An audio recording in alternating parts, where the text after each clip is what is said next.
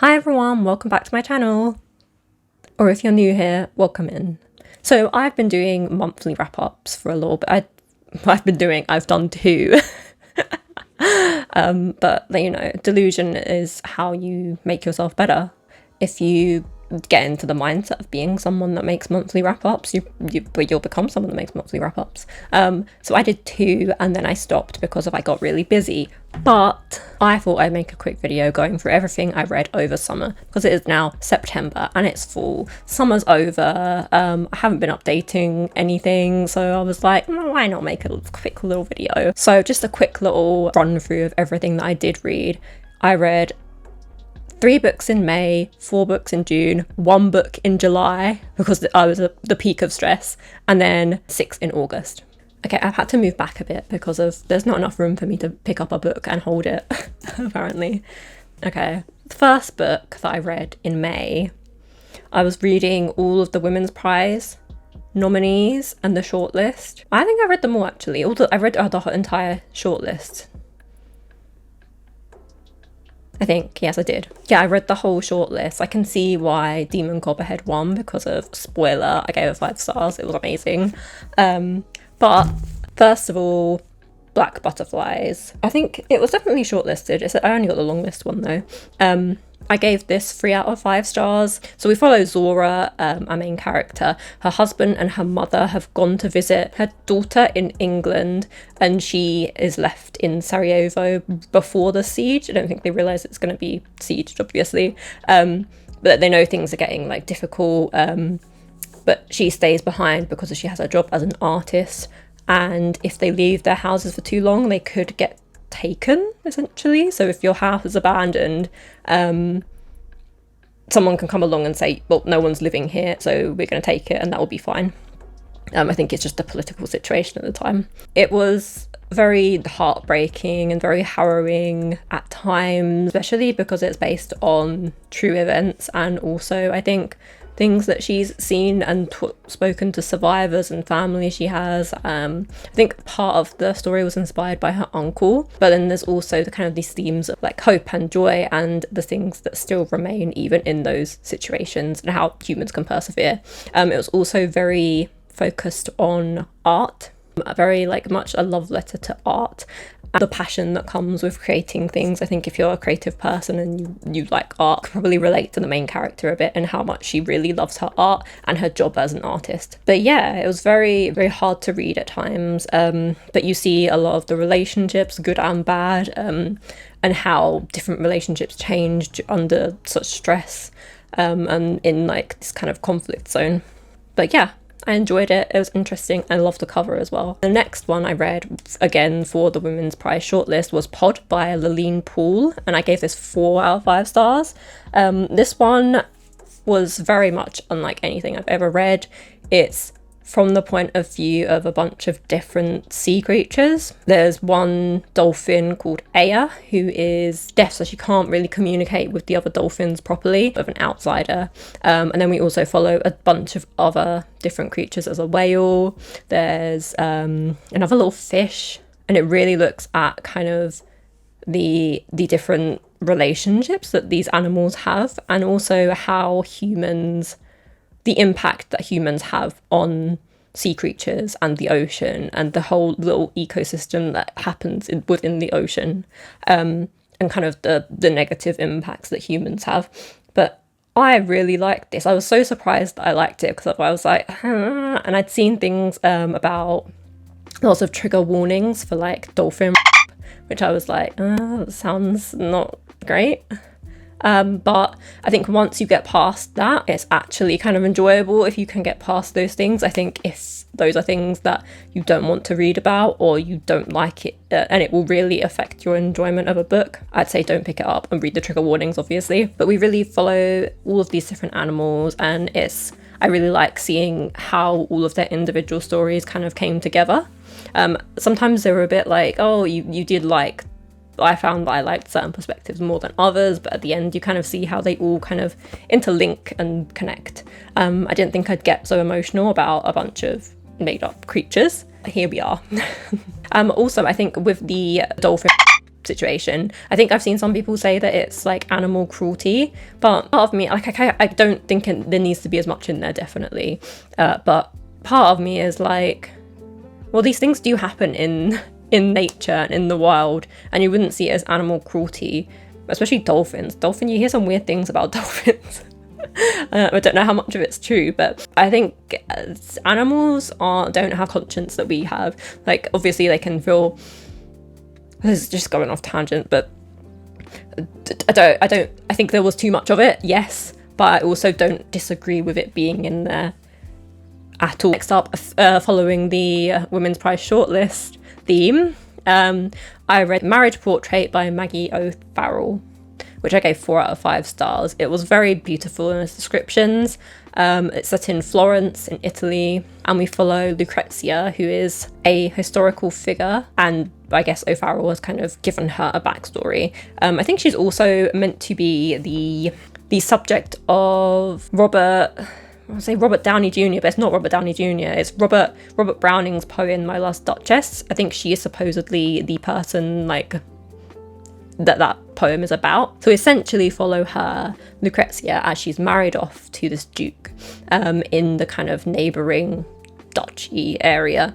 And this kind of like, she's 16 at the time. It's obviously not great, and kind of goes through this marriage and this period of her life. I don't know how much to say without giving too many spoilers. I do think it's something that you kind of just have to go into, and you kind of experience the story as it happened. Not much really happens. Like, she gets married to this guy, and it's set within those a couple of years of her getting married. And then next up, Happy Place by Emily Henry, which I gave 3 out of 5 stars. Don't hate me for this, but I really didn't like it that much. I loved Book Lovers. I read Book Lovers last year and I loved it, and I was like, wow, I found my brand of romance. Emily Henry, wow, I love her romance. This, no, I didn't. It's fine, it's just not for me, I think. We follow a second chance romance, essentially. Harriet and Wynne are 2 people who have broken up and recently called off their engagement, but all of their friends, they've been doing this holiday where they go away for a number of years since they were in college, and this is the last time they're going to be able to do it. They find this out, and then they go on this last holiday, but they don't want to kind of disturb the group. They want to upset everyone and taint the kind of last holiday, so they kind of pretend they're still together, and then, you know, shenanigans ensue. I just found it a bit disappointing. I think I hyped it up too much, especially with everyone else hyping it up. But I liked some of the things. So I liked the sentiments about how change is inevitable in life, and them navigating all these different changes in their lives, they're changing friendships, things like that. But I just didn't care about the friendships. I didn't care about the story. It felt like reading about a bunch of people on holidays who I didn't really know. I didn't really care too much about who they were. Like I felt like I was told they were friends, but I didn't really care. I don't know. It just didn't click with me, unfortunately. But I'm going to read Beach Read soon, and hopefully that will work. Maybe I'll wait till next year. I don't know. We'll see. Next, I read House of Good Bones by T. Kingfisher, who I always love. Gave this 4 out of 5 stars. Again, a really good horror. If you've read any of T. Kingfisher stuff, it kind of follows the same vein of horror that's kind of mixed with humor, like creepy kind of things, and all the characters are kind of like, they just deal with everything in such a like realistic way where you're kind of like, what the heck is going on here? And all of her stories have these kind of weird, creepy elements that just weird. I do find that the narrators or the main characters in all of the stories kind of have this, are in the same situation. They've always left a relationship and they're going to stay in this kind of like in a kind like with a relative or somewhere very remote, and then things start happening. But I kind of love it. So T. Kingfisher, keep doing them. I can't wait for the next one. And then next up, I read Yellowface, which, I mean, I, of course, loved. I feel like R.F. Kuang, or Rebecca, as I think she's going by for her, like, more literary works instead of her fantasies. But I've read basically everything else she's done. I've read Babel, I've read The Poppy War, everything, 5 stars all round. I loved it. So in a nutshell, it's essentially 2 friends Both of them are writers. One of them dies in a freak accident. The other one steals the manuscript, publishes it her own. A big issue that comes up, along with the, you know, obvious moral questioning of what this character is doing, is that Athena is Chinese, writing about Chinese labourers in World War II. And June, our main character, is white, and she publishes in this very racially ambiguous name. And, you know, it talks a lot about who owns stories, like whose stories are whose to tell, essentially, which works not just in terms of like race, but also within communities. Is it your right to tell certain stories? I don't think it's a spoiler, but Athena herself, lots of her stories are inspired by other people, and she doesn't necessarily tell them that she's going to write about them. Questions like that come up. But yeah, a good critique of the publishing industry and kind of like thrillery elements. It really like descends. It's very entertaining, very captivating. Okay, the next one I read was Wayward by Amelia Hart. I gave this 3 out of 5 stars. I did like it while I was reading it. It's 3 different narratives following 3 different women who are all kind of from one family line, and they all kind of have this kind of implied witchiness or like magic to them. But I wish there was a bit more agency within the stories. They're set in different times. One's 1800s, one's 1940s, one's present day. And they're all kind of in these different, essentially, women at the hands of having horrible things happen to them at the hands of men. It was a decent read. It just wasn't as good as I think it could have been. I just wanted a little bit more from it. A bit more agency with all the stories as well. In this one, I actually liked the narrators and all the narratives. I kind of found them all quite interesting to read. I didn't feel like I was more interested in one, even though some of them at times felt a bit melodramatic. But yes. And then I read Neona by Noelle Stevenson. I read it because I saw that there was a Netflix adaptation, and I was like, oh, I'm gonna get on that. Read it. It's a graphic novel. I can read it. I'll be done. But I watched the adaptation, but the story is different from the graphic novel, which I wasn't too happy about. To be honest, I switched it off and haven't gone back to it. But I'll watch it again at another point. But I love this graphic novel. It's kind of one of those the characterization is really well done. To the like where you get to know a character. It doesn't take long for you to get to know the character. It feels like the character's very strong. You kind of get a real good vibe for who that person is and that character is and how the character behaves. It doesn't feel like it's this long build up to be like, okay, now I feel like I know this character. I really loved the story as well. It was just really fun and nice to read. Next up, I read Censor by Junji Ito because of everyone says that he's just like a classic kind of manga writer for horror. I picked this one up because it's kind of relatively short, and this is when I was in the depths of my stress and busyness, and I was like, you know what, what's easy to read? This. It's short. I gave it 3 out of 5 stars. I've heard that this isn't maybe his best, so I've got 2 more of his short story collections that I'm gonna read, and hopefully I'll like those a little bit more. 3 stars isn't a bad rating. I just think I wanted a bit more from it. But I really loved the art style. Like, look at how creepy that is. Isn't that not just like, oh, creepy? So creepy, I love it. I don't want to say too much about the actual story, but we essentially follow these reports of this woman who goes to this town, and she kind of is this like mythological almost figure, like an urban legend kind of woman, where she goes in and she kind of survives this random event, and there's all this angel dust that seems to be covering this one town and related to this one town. We follow like a reporter who's looking into it. It was quite creepy. I was quite like interested. It was quite compelling. It kept me quite interested as well, to be like, so hang on, what's actually going on here? But yeah, I can't wait to read some more from him. Next up, I read Tender is the Flesh by Augustina Basterica. I think that's how you say it. It's incredibly disturbing and weird, and about cannibalism and like factory farming humans as an alternative to animal meat. And again, I was in my slump and I was like, you know what will get me out of this? Reading the most disturbing thing I can think of.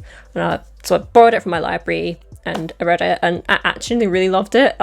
It wasn't it felt very much like it really highlighted how horrible the like animal factory farming industry is, the meat industry essentially, but it was very like intriguing, and I really wanted to find out what, like, just read about this different world and how all the characters kind of like justified this like consumption of meat, kind of getting to grips with this world where everyone's willfully ignorant about the factory farming of people and the kind of like subcategories. It was very interesting to read, but it definitely got me out of my slump because it was very much unlike anything I've read before.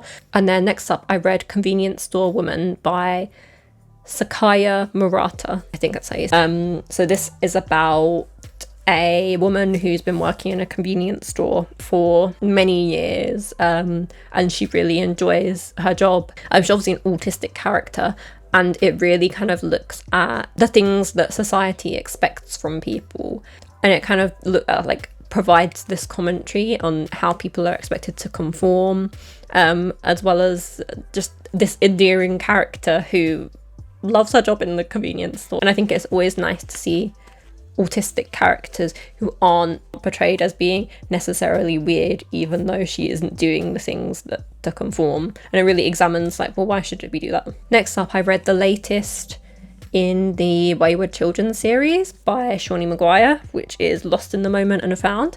I only gave this one 3 stars, which again is a fine rating, but I just didn't, it took me, I had to like reread the first part of it because of, I don't know, maybe I just wasn't in the right mindset of it, but it just didn't click with me. It's a bit darker than the others in the series, but I didn't feel the same way about it as I did with all of the other ones for some reason. So I only gave that one 3 out of 5 stars. And then next up, I read Demon Coberhead by Barbara Kingsolver, which I absolutely loved. I gave 5 stars. Barbara Kingsolver did such a good job with making Demon Copperhead, who's narrating the book, from like a young child to like early adulthood. But she did such a good job of making his voice so strong and so distinctive. Distinctive is the word. His voice is so distinctive, and she did such a good job of it. I loved how like vast the story is, following him kind of from his childhood up until his early teens. But it's very long, but I really loved it. And sometimes it's like one of those things where you're like, oh, I wonder how he's doing. You go think, I wonder what he's up to now. Like, it's one of those kind of stories. And next up, I read A Quarter Thorns and Roses by Sarah J. Maas. I've read Bone of Glass, and I think I've read up to like the 3rd book in that series, like a few years ago, like in like 2015 when they first kind of came out. But I'd never really read this. It's been on my radar for a while. And then I was like, you know what, YOLO, I'm gonna do it. Just some easy fantasy. And I'm kind of like I wanted to see what the hype was about. I wanted to know why everyone loves this series. Everyone says that the story gets better the further you go into the series. And as Rosario, who is currently on the 3rd book in the series, I can tell you, yes, it does get better. Like, so many things have changed. So in this, we follow Feyre, who accidentally kills a fae who is disguised as a wolf. As a consequence of that, she's either has to be killed or has to go and live in the fairy world as a consequence of her actions because of a treaty between the fae people and the humans from years ago. It's a kind of like, it's supposed to be a Beauty and the Beast inspired retelling, but I'm not that familiar with Beauty and the Beast, so I can't actually talk that much about it. But I enjoyed it. It was entertaining. The romance was not that cringe for me. I liked kind of that it was like set in this fantasy world, but it wasn't too high fantasy, which is what I was in the mood for. I think it's really accessible for people who want to get into fantasy, which I think is why so many people love it. And then I read Sadie by Courtney Summers, which kind of follows, it's kind of this podcast style book where we kind of follow the disappearance of this girl Sadie. So we follow from her perspective, and we follow the podcast that's kind of investigating her disappearance, and it kind of uncovers this little mystery of what she was, where she disappeared to, what she was investigating, her life, and it kind of interviews different people. I thought it was really well done. I listened to the audiobook, so I'd really highly recommend the audiobook because of it's got all the little sound effects, like the podcast sections sound like they're a podcast. Really entertaining, intriguing. I wanted to keep I was like cooking my food, being like, oh, I can't wait to cook my food, doing extra cleaning because I wanted an excuse to listen to the audiobook. It was really good, very gripping, quite dark as well, but I would recommend looking up trigger warnings just because of some of the subject matter in it. And then I read All the Lovers in the Night by Miko Kawakami, which kind of follows, it's kind of this almost bizarre, like very mundane story of this one character who is living this life that it's very mundane, it's very boring, and then they kind of get involved with this friend who kind of that encourages them to do different things. It's very much not much plot or vibe, no real plot, just this character growing and developing. I gave it 4 out of 5 stars. I enjoyed it, just kind of watching this character grow and develop and change, and the different relationships that come into their life. And then lastly, I read A Court of Mist and Fury, which is the second book in the A Court of Thorns and Roses series. I don't want to say too much about it because I feel like it'll give too many spoilers, but you know, loads of different changes happen in this book. I feel like you really see her as a character grow as well and change and like come to terms with a bunch of different things. And you meet a bunch of new different characters, different things advance in the world. It was really good. I think I enjoyed this more than A Court of Thorns and Roses for sure. So I'd say I give it like a 4.5 rather than 5. Things got a little bit cringe towards the end. That's the only thing I'd say. But I enjoyed it. It was fun. And then that concludes everything that I've read over summer from May to August. Now we're all caught up and I can move on to all of my spooky autumn reads now that it is September and actually you can feel the drop in temperature. But that concludes everything I've read over summer. Have you read any of these? Are you planning on reading any? If you've read any, what did you think? I feel like I need to choose a favourite, but I'm not. I think it's Demon Copperhead. I can definitely see why that won the Women's Prize, because of all the characters feel so real. Yeah, that's all from me for now. See you in my next video. Bye!